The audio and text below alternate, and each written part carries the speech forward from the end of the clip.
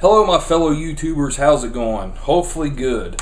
Today I want to do something a little bit different. You know, usually on my channel I'm usually talking about Blu-ray, movies, bullshitting about movies, you know, whatever. Well, today I want to do an album review, and that is going to be for Korn's 10th album entitled The Path of Totality. I'll give you a little brief rundown of me with Korn. I've been a fan ever since Life is Peachy first came out. Right around 15 years ago. You know, I was just blown away at their sound, how unique it was, and you know, from there it's became more of me loving them so much because Korn's never been afraid to experiment. They've never been afraid to break down genres, add stuff into their music that, you know, you're not supposed to do. And to me, you know, that's the definition of rock and roll, is breaking the rules, you know, and that's something that Korn's always done. You know, they've taken a lot of flack for that over the years. But I think with them, like each album they've done, each one's been distinct. They've always mixed up their sound. They've brought new elements into it, changing up with each album, but yet still sounding like Korn. You know, of course, everybody knows, you know, they're the pioneers of nu metal, the much maligned nu metal, I'll say. But with this album, you know, Korn has had, in recent years, you know, diminishing sales. You know, their popularity is waning. You know, the band's been around 18 years now, and on their 10th album. I mean, that's quite a career. I mean, they could call it a day right now, and I mean, you know, there's not a whole lot of bands that put out 10 fucking albums, you know. When it came time to do this album, what ended up happening is, you know, a lot of people don't know this, but Jonathan Davis has been, the singer Jonathan Davis that is, he's been doing DJ gigs for years. I mean, I know at least 5 years he's been doing DJ gigs in between doing the Korn stuff. So Jonathan's always been really heavy into the electronic scene, and more importantly into the subgenre of electronic music called dubstep. So it was Jonathan's idea to try to infuse dubstep in with Korn's sound. And, you know, when this was first announced, I didn't know what to think. Like, you know, I've always liked electronic music ever since the Prodigy's "The Fat of the Land" hit. Like right around the same time I got into Korn. Ever since that album hit, I've just loved electronic music, you know. I've never really been huge into it, but over the last couple years I've gotten into it more. So, you know, naturally, I would probably should have been a little bit more excited for this, seeing how much I love Korn and electronic stuff. But when I heard about it, you know, I just kind of shrugged it off, like, you know, because, you know, as much as I still like Korn, I've kind of lost interest a little bit in them over the last couple years. Like, I always pay attention when I hear something about them, but not as much as I used to. You know, when I heard about this, I was just kind of like, yeah, okay. Then they released the first song called "Get Up" with dubstep superstar Skrillex, which is just blowing up right now. When I heard that song, I thought, okay, you know, this is cool. This, you know, this might work. It was a good blend of both genres, like really good. Like, I was surprised how well it worked. So it really piqued my interest. And then it wasn't too long after that where they announced, okay, well, we're not going to do this in an EP like we originally planned. We're going to do a full-length album. So I thought, okay, well, this could be a mistake, going this far in that direction for an official, you know, 10th album. I heard it first on Spotify, and the first time I heard it, I was like, it still didn't pique my interest. I kind of just still shrugged it off. And, you know, I even told my best friend, I was like, man, you know, this is the first Korn album that I'm not excited for. Like, every other one I've gotten excited for before it comes out, like ready to hear it. You know, this one just like, you know, whatever, when I heard it. Went ahead and I picked it up. Actually, my wife picked it up for me. And guys, I gotta say, it's really grown on me a lot. Like, I'm surprised how much this album has grown on me, which is something that's never happened before with a Korn album. It's always been a case of I get into it right away, you know, but this one is not that case. It grew on me, and honestly, guys, after hearing the whole thing all the way through, probably 5 times at least now, I can honestly say I believe that this is the best album Korn has done since Head left the band. You know, Head left the band 4 albums ago now. It's hard to believe. He left after Take a Look in the Mirror, and then they released See You on the Other Side, which that was a drastic shift for them into electronic and experimentation. Half that album works, half of it doesn't. There's a lot of generic guitar riffs on there. You know, Monkey was still trying to learn how to be the soul guitar player. It shows. It was kind of a weak album. You know, and then after that they did the Untitled album, and you know, got even more experimental. That one, it's okay. And then, you know, of course, Korn 3, where they went back with Ross Robinson, went to a stripped down sound. They brought in Ray Luzier as an official drummer, since, you know, David had left a couple hours before that. You know, Ray really breathed new life into the band. I mean, his drumming was just freaking amazing.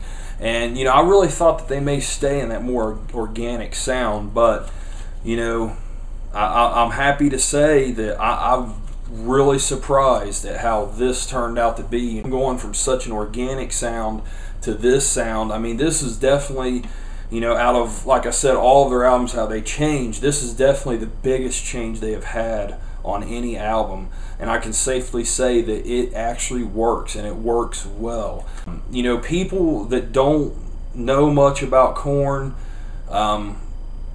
you know, I've read some reviews where people saying that they're jumping on the bandwagon because dubstep's getting big, and how Korn's grasping for straws, you know, trying to jump on the next wave of the trendy music. Well, I really don't think that's the case, because, you know, Jonathan has been doing DJ gigs for a long time. I mean, he's been heavily into the electronic scene for a long time.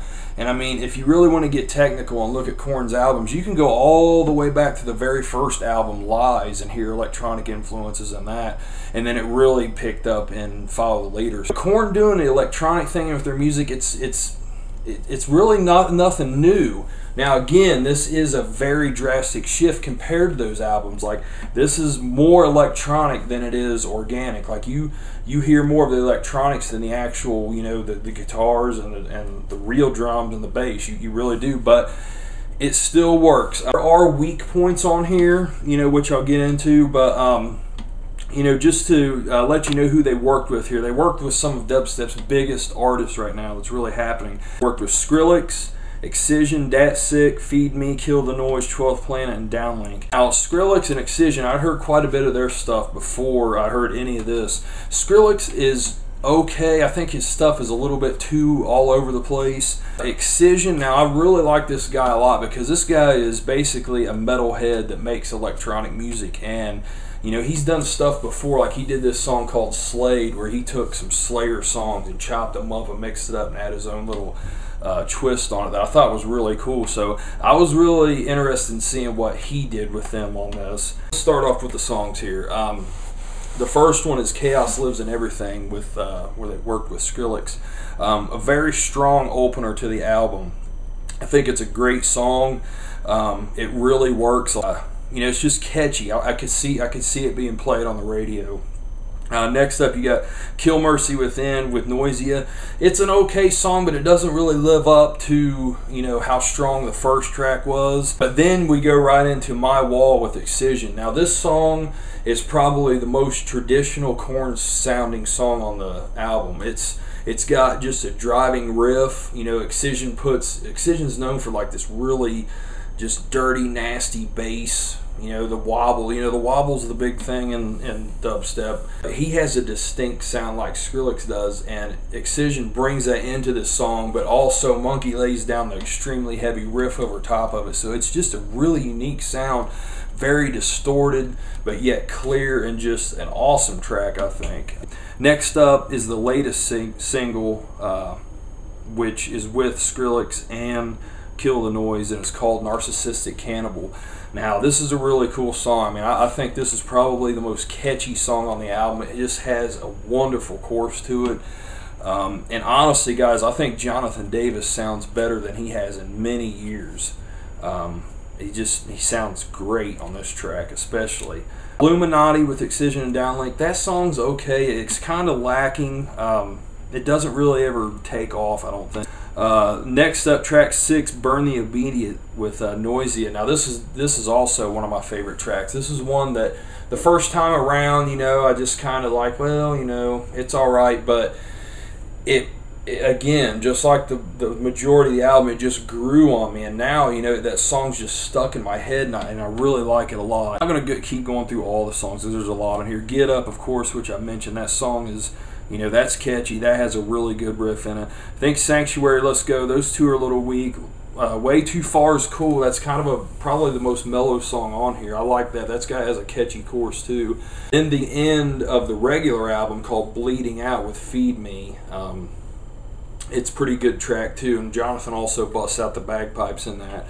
But this is the special edition, so the 2 bonus songs, one's called "Fuel the Comedy" with "Kill the Noise." This is a really upbeat song. Like, I'm really surprised they didn't put this on there, because this has Jonathan. He's not rapping, but he's definitely going with like a flow to his voice, and I just think it's a great song. It shouldn't have been a bonus track. I think that they made a mistake by doing that. That should have been on the actual album. And then the last song, called "Tension," with Excision, dissect, and Downlink. I really like this song too, and there's a part at the end. Jonathan's always known for doing the scat, which they became known for doing in "Freak on a Leash." On this song, towards the end, there's a part where it's like almost like turns into a dance beat, and he's doing the scat over top of that. At first I thought, man, this I don't know about this, but the more I heard it, the more I liked it. Now it's like, man, that's pretty fucking cool. It's pretty different, and he just goes crazy in that part, which I love it when Jonathan just loses it in songs, and he definitely doesn't there. Guys, it isn't all good things about this album. Like, I think it's really missing an aggressive side to it. But, I think that they can move away from that. I mean, they're pushing 40 now, man. They've been doing this for a long time. They shouldn't force that side. But, and really maybe not so much of the aggression, but just the heaviness. It's missing a little bit of the heavy drive that I really enjoy in the Korn songs. And it's a little overproduced. Like, there's times where Jonathan's voice can really get drowned out in what you're hearing. And also, Fieldy's traditional bass slaps, you don't hear that a lot. It pops up some, and I have heard an interview where Jonathan said just at certain times it just didn't work, like in with the extremely heavy bass that comes from dubstep and Fieldy's bass. It just didn't work together, so they had to tune down his bass some, or drop it out of the mix some. This is definitely an album that's going to divide fans, and it already has. A lot of the original Korn fans are upset about this, and then some of them, like me, have embraced it. And I definitely haven't fanboyishly embraced it. Oh my God, it's just a Korn album, I gotta love it, because I like I said, I think they've made mistakes, and I think they've had some very uneven albums, but this is definitely a strong one, and it's definitely the best one since Head left the band. It's a fermenting album. I think it really works, and I think that this time Korn should actually stay with the sound into the next album. I know they like to change up a lot, but I think that they should take this sound and do it again and see what happens, because I think that if they grow with this sound, they're gonna really latch onto something spectacular the next time around. Like, with a lot of the weaknesses that pop up on this album, a lot of that's probably just from it just being new. It's so new. I can't say I've heard any sound like this really. Like, there's been bands that's mixed in electronic stuff, definitely, but the dubstep sound in with Korn sound, it's a very unique sound. It's a weird album to take in. Korn's basically created a new style of music. I mean, they've done it again. They did it with the new metal, and now they've done it with this, and it's loosely titled Korn Step, as they're saying. But I hope it works for them. I really do. The album is projected to be in the top 5 on the Billboard, which, man, that is just awesome. Korn, this is like their 9th straight album to break the top 10, and shit, I think all of them's broke the top 5. So that's pretty amazing. But I hope it does well for them. I like it, And you know, also with this special edition, it comes with a bonus DVD of their show called The Encounter, where they played an entire show in a cornfield a couple years ago. Really fucking awesome show, man. It's probably one of the best shows I've seen Korn ever play. It's just amazing. Like, they do all these little instrumental improv jams in between a lot of the songs, and there's all these really cool shots, and they're playing right in the middle of a big crop circle. It's really awesome that they include that with this. But the album, guys, I'll give this a 7 out of 10. It's a definite solid album. I highly recommend just giving it a listen. You know, a lot of people out there, a lot of purists, a lot of elitists, you know, they just want to write this off as another Korn album. It's a piece of shit. It's a piece of crap. But, you know, I think most of those people are only hearing snippets and judging it on that, you know, and I don't think that's really a way to be able to give an honest opinion about something. I mean, because I've also seen some other reviews where people just absolutely thought it was going to be shit and listened to it, and were floored by it. I said, it may not happen, you know, to you, but I would say at least give this a listen, see what you think, because it's really different than what you would expect coming from Korn.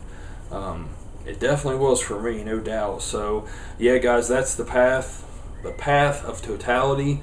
It is out now from Roadrunner Records, and I guess that's pretty much it. So, I hope this was a decent review. I hope you enjoyed it, and I hope everybody's doing good. I'll talk to you soon. Have a good one.